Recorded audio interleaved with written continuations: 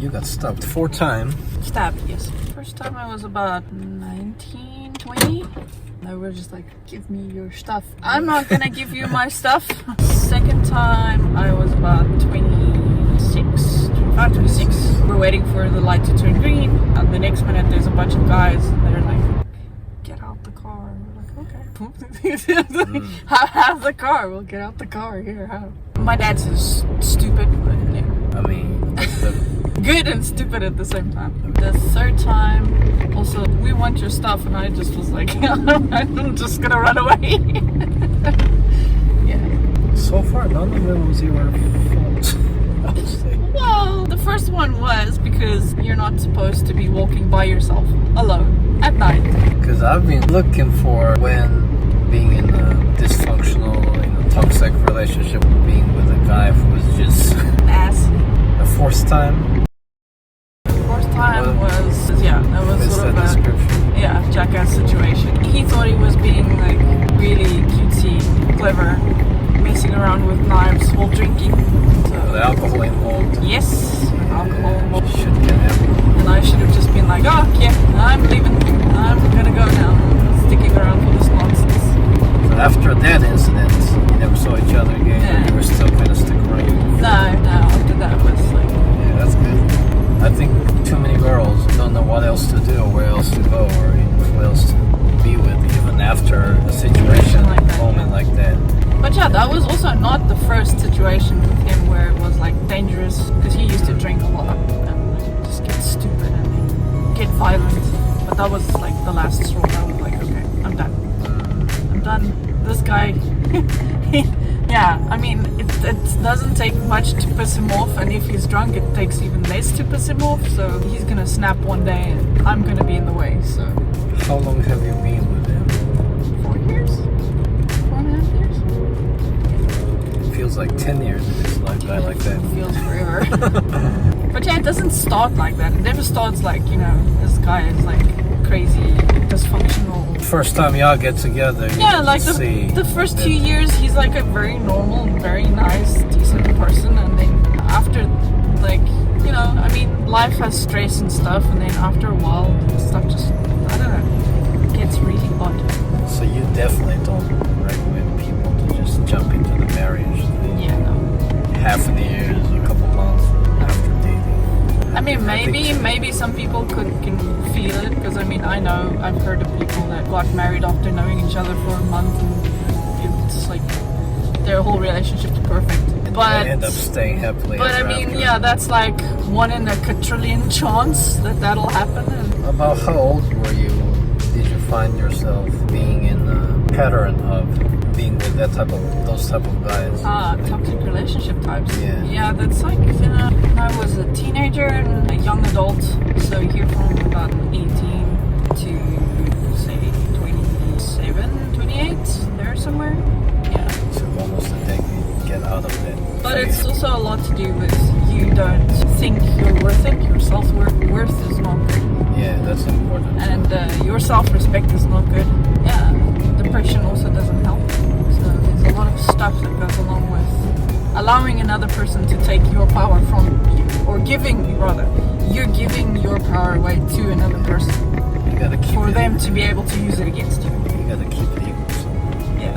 What do you think, like, your mental state, if that you think was the cause? Yeah. The reason you ended up being in a broken relationship for nearly 10 years? Yeah, I think it's basically just very slow growth.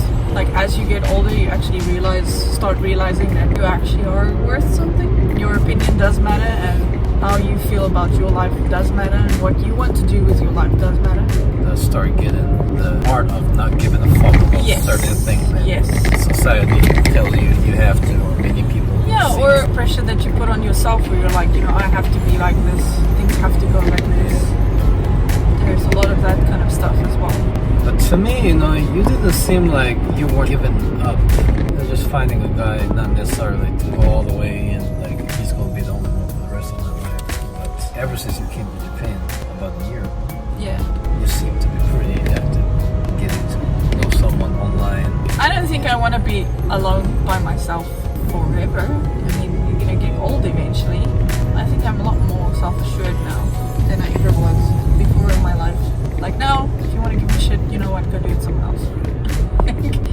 have the time or the patience.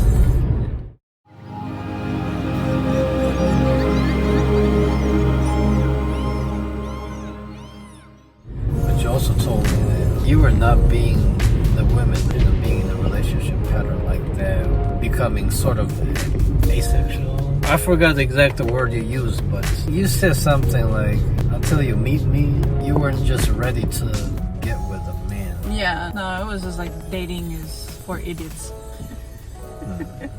Seems like you didn't become a man hater. No, I don't hate men. All men aren't assholes. I just happen to attract assholes at a certain state of mind. I mean, my dad is a guy. He's great. He's not an asshole. I have cousins. They're men. They're not assholes. All men are not assholes. Just because you have a few bad relationships doesn't mean that men are evil. It just means the kind of guy that you're attracting with your current mindset is not good. So instead of trying to attract men, rather work on yourself. Get yourself figured out, sorted out, whatever, and then try from there. Yeah, what they explain by some laws of attraction.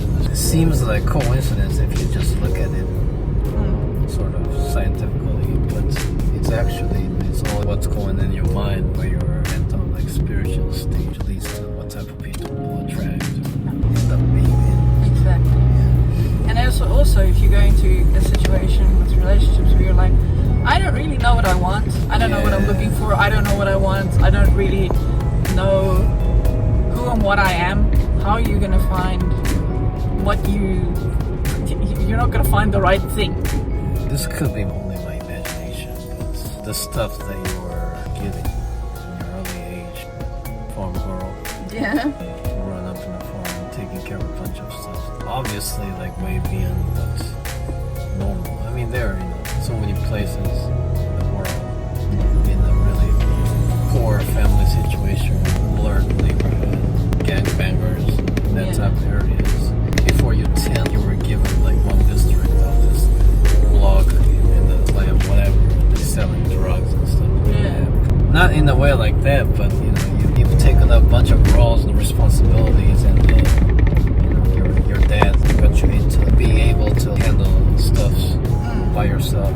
Sense of taking responsibility, nurturing the creativity and freedom might have given you so much strength and resilience to get over those situations where you were in a dysfunctional, toxic relationship and still get up to this point. Yeah. But when you're young, really young, teenagers, you're stupid. You have real stupid. And you have all those post-adolescent impulse and hormones welling, like surging in you. And you might want to test out what it feels, what it means to just get with opposite sex or whatever orientation you're interested in. Yeah, but I mean, you can do that without having like a full 4-year relationship with a person. I mean, yeah, it's important to experiment. Yeah, it's important to find out stuff, but you don't have to be attached to one person for. At least both parties have some level of respect and the willingness to make it enjoyable for all parties involved.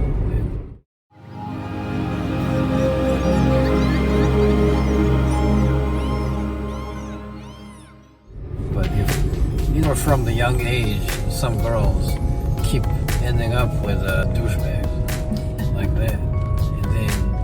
They come to think that even after one terrible experience with one guy, their mind is quick to decide that all guys are shit. Yeah. No, all guys are not shit. It's easy to say men are shit, but I know a lot of women that are like real bad. Yeah. Like I wouldn't let any of my guy friends anywhere near her. She would destroy them. Kind of. Yeah. So yeah, that argument can go both ways. Real easy. There are some really bad women out there. Just like I told you when we shot at the park, I'm not the direct one being involved, but someone from my high school, once they started dating for the first time, and the girl had him delete all the contact on the phone. Yeah, that's a toxic red flag. Toxic relationship.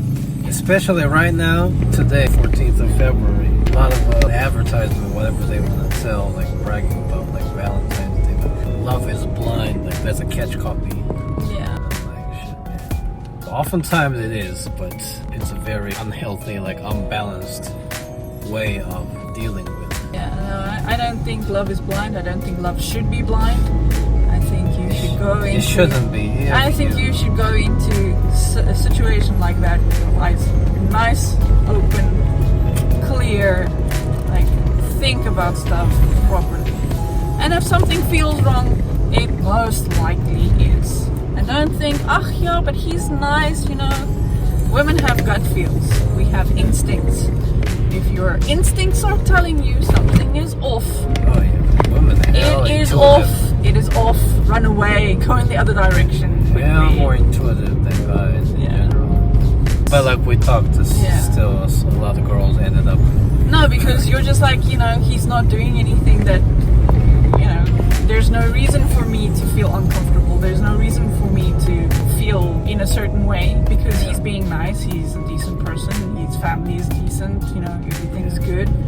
But yeah, there are signals that you can pick, your body can pick up on, that your brain doesn't necessarily know how to function. Although brain is the largest sexual organ. Yeah. But I mean, when we're talking about intuition-wise, if you get an intuition that something is not right or it doesn't feel so good, even if the guy looks nice, just don't do it. There are better guys. There are many